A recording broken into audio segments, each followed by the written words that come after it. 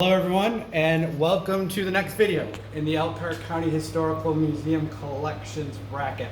So we moved again today because the matchup today has a really big object versus a really small object, and that big object we didn't want to move, so we brought our video down to it. So as we've been doing in the past, there'll be a poll connected to this video. You can vote in that poll. You can either do that or leave your comments. Every vote will get counted, and this is the last matchup of the first round. So once this is done, we'll have our Elite 8, and then we'll go down to the Final 4, and then the 2, and who will be crowned the champion is really up to you.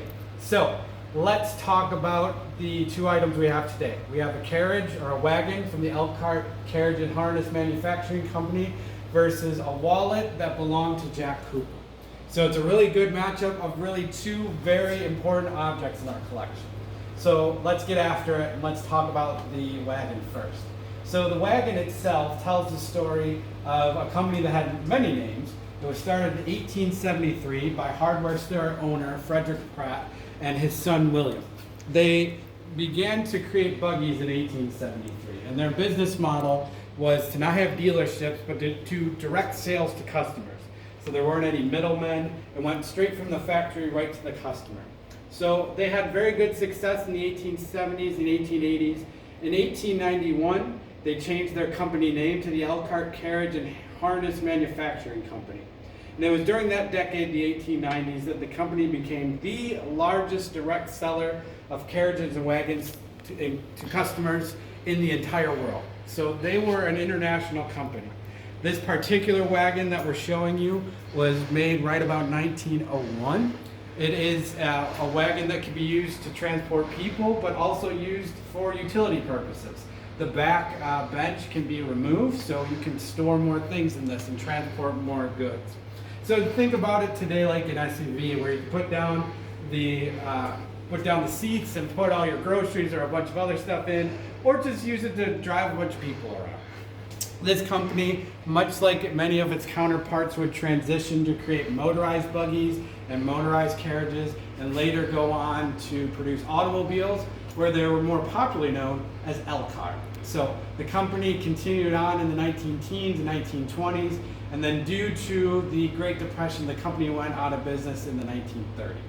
So this is probably the largest artifact in our bracket, but it tells a really interesting story. And going up against it is a really small object, but a very powerful object. So this is a leather wallet that belonged to Jack Cooper.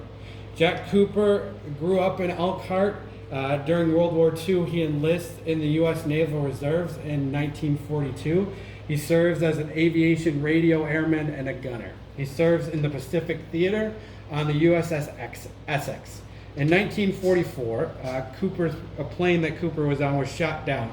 The crew of 3 made an emergency landing in the water.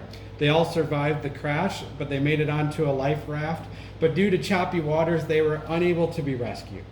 And this particular wallet tells a very interesting story because he uses this wallet and a safety pin to carve a diary of his time on the raft, which the diary itself covers 32 days.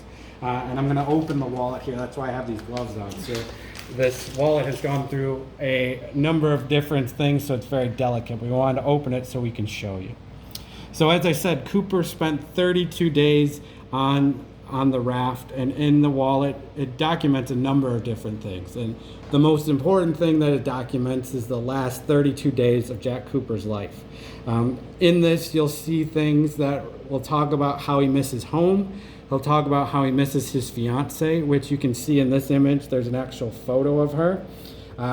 He also documents what he wants Jack Cooper would like for his funeral, knowing that he wasn't going to survive. It also documents the death of the 2 crewmen that were on the plane that were shot down with Jack Cooper. So what happened was, over those 32 days, the raft was recovered. Jack Cooper's body, who he had passed by that time when it was discovered by a U.S. submarine, the USS Tenosa. They discovered the life raft. Jack Cooper's body is on it. They give him a burial at sea, and they find this wallet. And then after the war, crew members of the USS Tenosa who had this wallet return it to Jack Cooper's family. and it stayed in the family for a number of years. And then about 5 or 6 years ago, it was donated to the museum. And we hold it in really high regard because it tells a really important story of a very important veteran. Because his story was, after his death, his story was featured in places like Time Magazine, and the Cooper family received a number of different postcards from all across the globe. So it's a very important story, and we're really happy that we are able to tell it as a very powerful World War II memory for the county and really the nation. So these are the two artifacts that we have today. As I said, we're going to post this video, and there'll be a poll. You can vote in the poll, or you can post your comments, and we'll count the vote. And then we'll see, and we'll finish out the round of 16, and we'll start the Elite Eight after this. So thank you all for watching. Hope everyone's staying safe, and we'll see you next time.